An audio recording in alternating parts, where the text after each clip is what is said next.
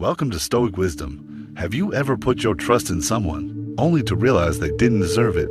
Maybe it was a close friend who spilled your secrets, or a coworker who smiled to your face, but stabbed you in the back. Those moments make you wonder, how do I protect my inner peace from people like that? Today, we're diving into the 9 types of people you should never trust, the ones that Stoic philosophers like Marcus Aurelius, Seneca, and Epictetus warned us about thousands of years ago. They didn't just teach us how to spot these folks, they showed us how to respond wisely, powerfully, and with unbreakable calm. Ever wondered why some people say one thing and do another? Or how to build real, meaningful relationships without getting sucked into unnecessary drama? Don't worry, by the end of this video, you'll not only recognize who to avoid, but you'll also learn how to apply Stoic principles to shield your soul, boost your confidence, and create lasting connections in life. Let's embark on this journey together. Grab a cup of coffee, settle in, and get ready to become the best version of yourself. Are you pumped to uncover these timeless lessons from Stoicism? Asterisk Part 1, The Manipulator, the Silent Destroyer of Trust. First up, let's talk about the manipulator. These folks often show up disguised as the ultimate empath. They nod along, smile warmly, listen to every word you say, and make you feel like they're the only person in the world who truly gets you. But watch out, that's just their tactic. Their real goal isn't empathy, it's gathering ammo to use against you. Picture this. You've got a coworker named Sarah. She's always the most attentive listener. You open up to her about the stress and pressure you're facing at work, those little slip-ups you've had lately. Sarah gives you that sympathetic look, saying, "Oh, I totally get it. This job is brutal." You feel relieved to have someone to vent to. But then, a few days later, in a private meeting with the boss, you overhear Sarah subtly using your stories to hint that you're overwhelmed and not up to the task. That's the essence of a manipulator. They weaponize your personal info to undermine your reputation. Stoics like Marcus Aurelius reminded us, observe not just what people say, but what they do. Words are just a facade, actions reveal the truth. Manipulators sweet-talk you, but their moves tell a different story. So, what do we learn from Stoicism here? Be selective about what you share. Not every thought needs to be voiced. Think of your mind as a secret garden. You only open the gate to those who've proven their trustworthiness over time through genuine actions. Before revealing vulnerabilities, ask yourself, what has this person done to earn my trust? Let their long-term behavior answer that, not their fleeting flattery. This isn't about being closed off.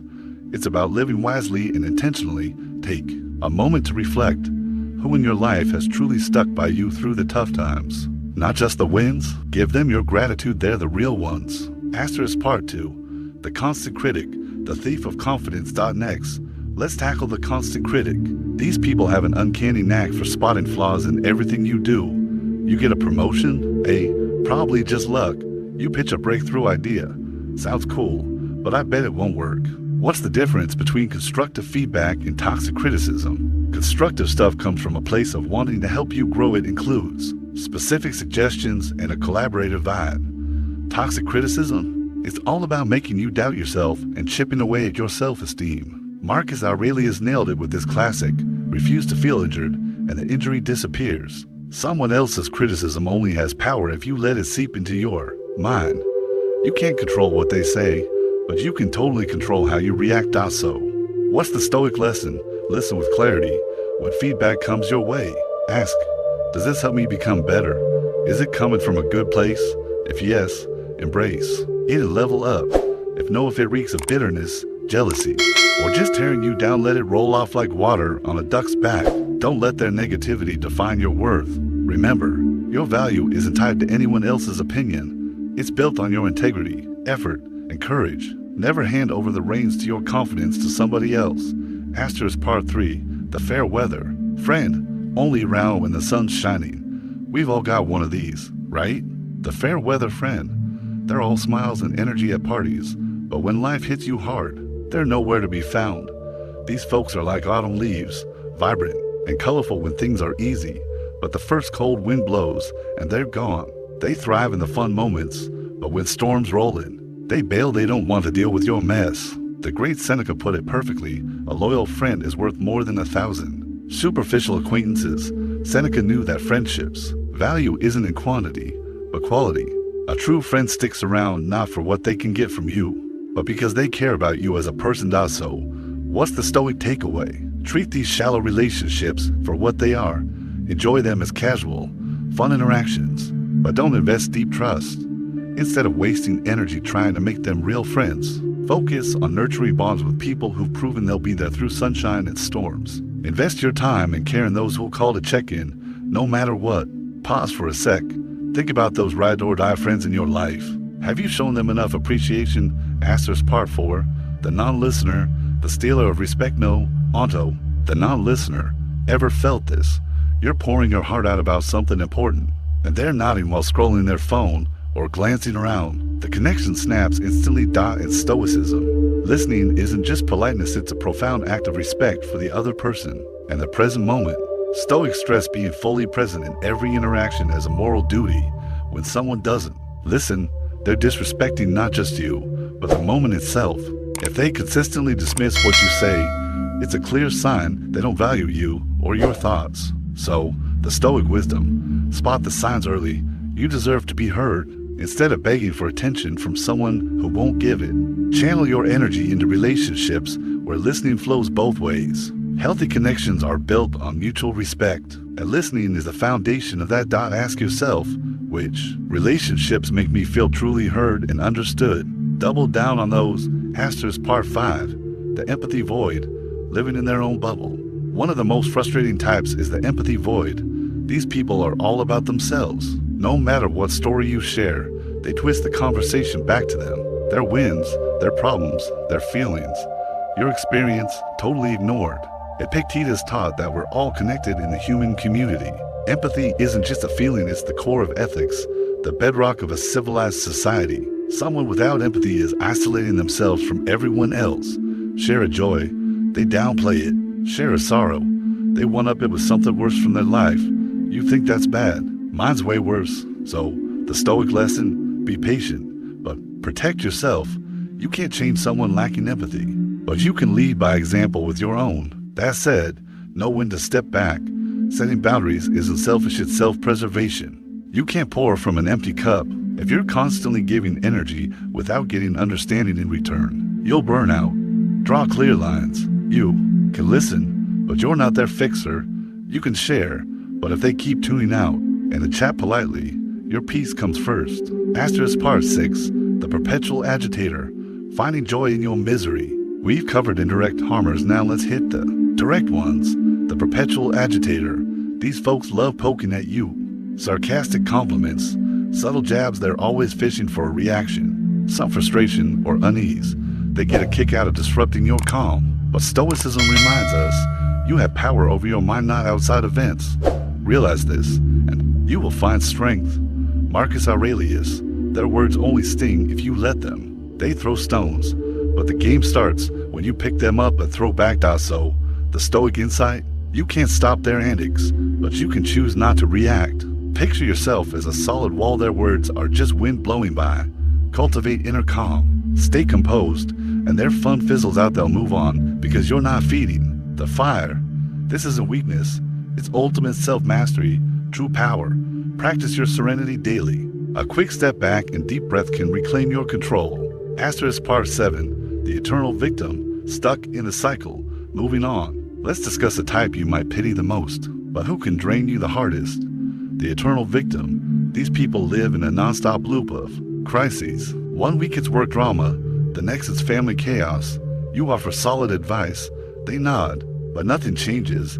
They're not after solutions, they crave sympathy and someone to blame. At first, helping feels rewarding, but eventually you see they love the victim role. It gets them attention and pity. Epictetus advised, focus on what you can control, and you can't change someone who doesn't want to change. So, the Stoic wisdom: show compassion, but detach from their whirlwind. Offer support, but don't live their life for them. Set firm boundaries. Listen, but bow out of fixing issues they won't tackle. You're not their savior. Safeguarding your peace is essential. Without boundaries, you'll get sucked into their negativity and lose your own calm. Remember, you can't pull someone up if you're drowning too. Know when to step away and let them find their betrayer, the destroyer of loyalty. One of the most heartbreaking types is the two-faced betrayer, friendly and chatty to your face, But trash talking or backstabbing behind your back, this betrayal doesn't just hurt it, shakes your faith in people's goodness. Seneca said it boldly, better to be alone than in bad company. Seneca knew that hanging with disloyal folks damages your dignity more than solitude. Loyalty and honesty are Stoic gold. They believe genuine relationships are key to a meaningful life. So, the Stoic lesson, when someone shows they're untrustworthy, believe it, don't make excuses, accept the facts and act. Keep distance and build ties with folks who value honesty, sincerity, and loyalty. You deserve relationships where you don't worry about whispers behind your back. Cultivate a tight, reliable circle. Better a few true friends than a long list of fake stop. Part 9. The toxic presence, the constant storm in your life. And finally, the peak of negativity, the toxic presence. This is a combo of all the types we've covered. They're a storm, jealous, negative, manipulative, and full of lies. Being around them leaves you drained, doubting yourself, and stressed out. A toxic person isn't just one trait, they're a whole ecosystem of negativity. They sap your energy, make you question your worth, and turn your life upside down. Epictetus reminded us, it's not what happens to you, but how you react that matters. This applies to toxics too. You can't change them, but you can shift how you respond and limit their impact. So, the final Stoic takeaway? Set unbreakable boundaries. If the toxicity persists, walk away decisively. This isn't weakness, it's strength. Sometimes, tough choices are needed to protect your peace. Choose calm over chaos. Stoicism teaches that your environment shapes your soul. In a toxic space, you can't thrive. Choose wisely who surrounds you, they'll influence who you become. And there you have it, the 9 types of people Stoicism warns us to watch out for. But remember, these lessons aren't about becoming paranoid or cold-hearted. Instead, they guide us to live with an open heart, but sharp eyes. Stoicism doesn't teach hate. It helps us understand human nature, protect our inner peace, and uphold our character no matter how others act. Life's a long journey, and our relationships are like travel buddies. Some fill you up, others drain the tank. Your peace, confidence, and mental health are priceless assets. Guard them fiercely. Echoing Marcus Aurelius, you have power over your mind, not outside events. So, when facing these toxic types, choose serenity, choose non-reaction, choose clear boundaries. That's not weakness.